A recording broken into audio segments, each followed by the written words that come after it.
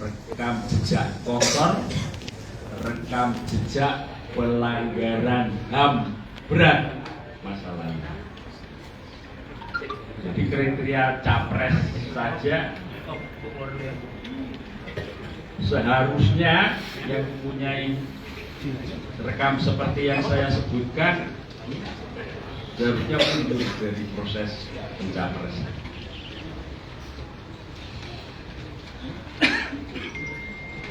Karena kita akan memasuki sebuah masa depan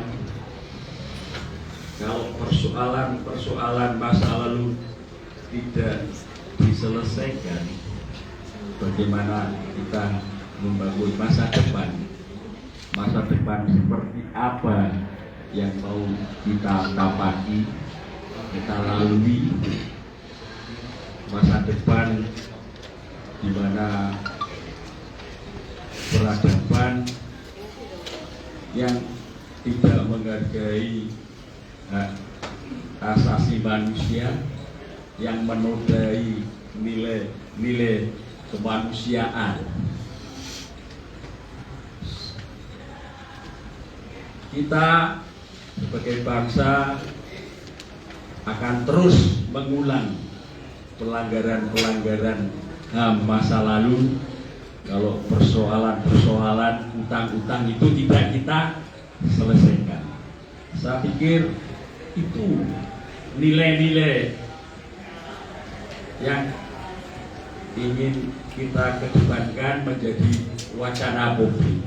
Kita tidak menganjurkan memilih siapa, tetapi itu nilai-nilai apapun capres, kalau ada capres pelanggar HAM ya akan kita selalu berteriak dengan lantang bahwa kita tidak ingin pemimpin masa depan kita dilumuri oleh masa lalu yang gelap, masa lalu yang penuh persoalan kemanusiaan dan anti hak asasi manusia.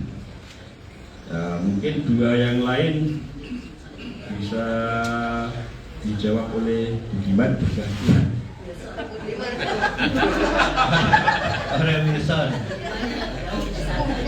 Oke, saya menjawab pertanyaan wartawan Kompas tadi ya. Apa harapan untuk pemilu 2024 nanti? Saya dan kami sebagai alumnus PRD, Mbak. Jadi kita sudah alumnus PRD, bukan lagi PRD. PRD sendiri masih ada dan mendirikan Partai Prima kalau tidak salah dan yang gagal ikut pemilu.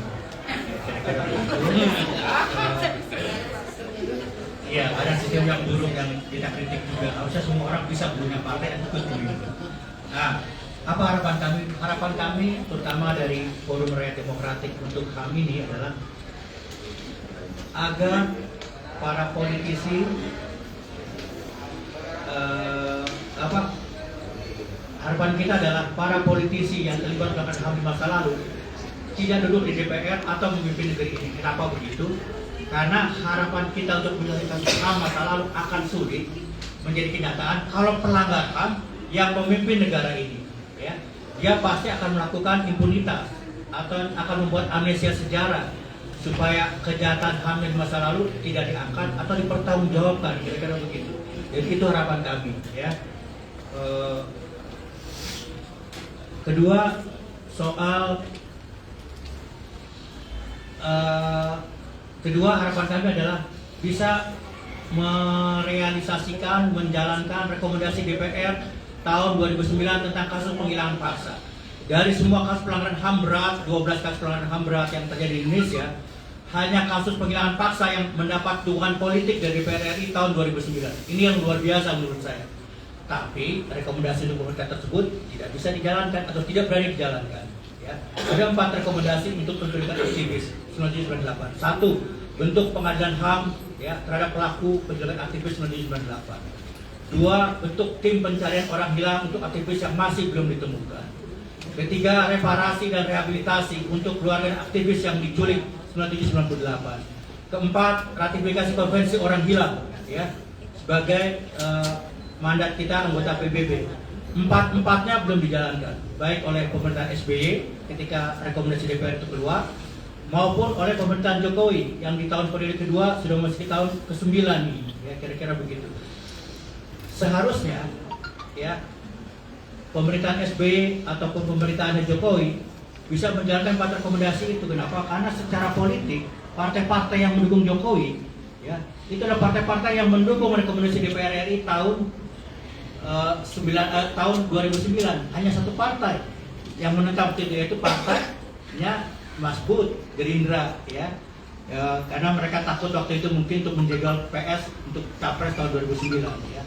Jadi sampai sekarang rekomendasi DPR itu masih belum ada yang menjalankan. Jadi kami berharap siapapun yang memimpin berani menjalankan 4 rekomendasi DPR ini. Itu kira-kira harapan kami untuk 2024, ya.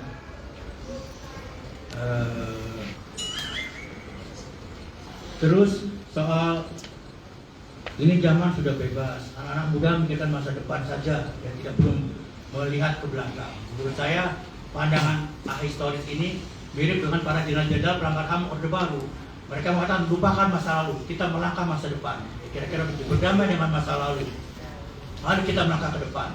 Tapi di balik kata-kata indah itu, mereka ingin tidak bertanggung jawab sebetulnya terhadap apa yang mereka lakukan di masa lalu terhadap rakyat Indonesia dalam bentuk pelanggaran HAM. Ya, menurut saya apa yang dilakukan BDS itu sangat berbahaya sekali.